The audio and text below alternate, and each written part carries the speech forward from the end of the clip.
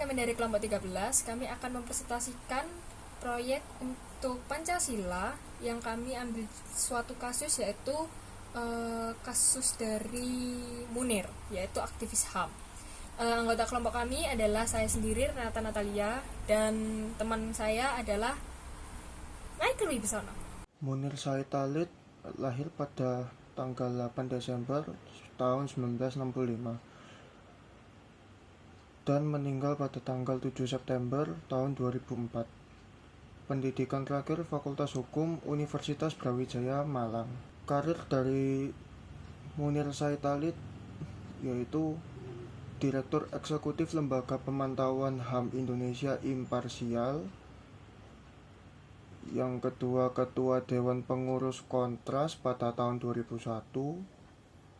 yang ketiga Koordinator Badan Pekerja Kontras pada tahun 1998 sampai 2001, yang keempat Wakil Ketua Dewan Pengurus YLBHI pada tahun 98, selanjutnya Wakil Ketua Bidang Operasional YLBHI pada tahun 97, selanjutnya Sekretaris Bidang Operasional YLBHI tahun 96. Di tahun yang sama juga pernah bekerja sebagai Direktur LBH Semarang. Selanjutnya Kepala Bidang Operasional LBH Surabaya pada tahun 1993 sampai 1995. Pernah juga sebagai Koordinator Divisi Pembunuhan dan Divisi Sipil Politik LBH Surabaya pada tahun 1992 sampai 1993. Pernah juga sebagai Ketua LBH Surabaya Pos Malang dan sebagai relawan LBH Surabaya pada tahun 1989. Berikut adalah video kronologinya.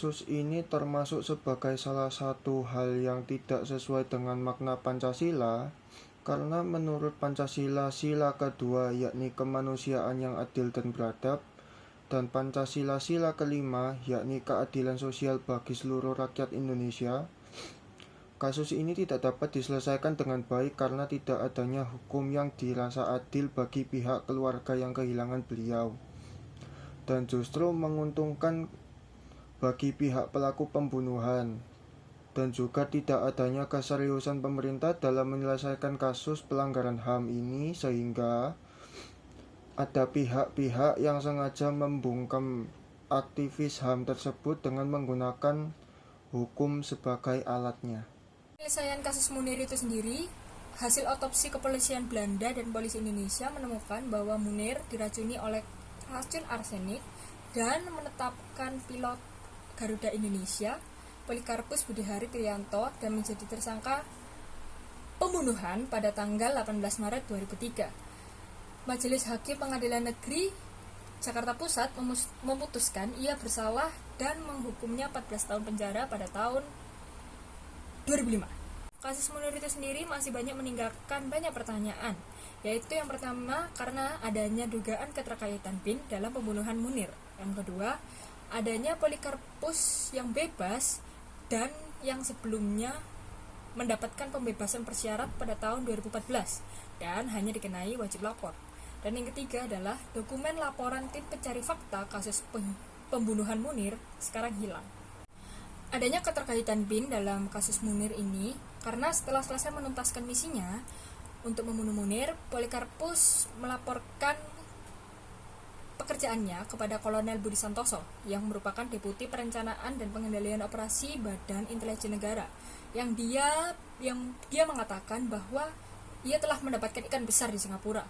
Itu merupakan hasil dari rekaman yang didapatkan dari Kuala Lumpur 7 Mei 2008 pada saat di pengadilan, yang dikutip dari majalah Tempo edisi 8 Desember 2014. Bebasnya pelaku lapangan yakni Polikarpus dalam pembunuhan Munir kali ini, yang awalnya dijatuhi hukuman 20 tahun penjara dan menjadi 14 tahun penjara. Selama di penjara, Polikarpus sangat mendapatkan banyak sekali remisi, yakni 2 kali dalam setahun, dan total dia sudah 11 kali mendapatkan remisi dengan total korting masa pidana 42 bulan atau 3 tahun 6 bulan, dan dia mendapatkan remisi dengan berbagai alasan. Contohnya mulai dari Hari Kemerdekaan Republik Indonesia hingga aktif ikut pramuka. Dokumen laporan tim pencari fakta dalam kasus pembunuhan Munir ya ini hilang. Hilangnya laporan itu pun baru diketahui di pertengahan Februari 2016, sehingga Kontras yang merupakan organisasi dalam menegakkan HAM mendatangi kantor Sekretariat Negara untuk meminta penjelasan dan pertanggungjawaban atas kasus ini. Dan pada Oktober 2016, Kontras memenangkan gugatan terhadap Kemenseknek. Ya, Majelis Hakim memerintahkan lembaga negara itu segera mengumumkan dokumen tim pencari fakta. Namun, Kemenseknek mengaku tak memiliki dokumen tersebut. 16 tahun kasus Munir belum juga terpecahkan karena pelaku dalang dari pembunuhan ini belum juga terungkap. Karena menurut kami pembunuhan ini tidak hanya melibatkan oleh Polikarpus itu sendiri, tapi masih ada pihak-pihak yang terlibat tetapi memiliki jabatan yang lebih tinggi. Karena jika memiliki jabatan yang lebih tinggi akan lebih sulit untuk mengadakan penyelidikan lebih lanjut untuk kasus Munir ini sendiri.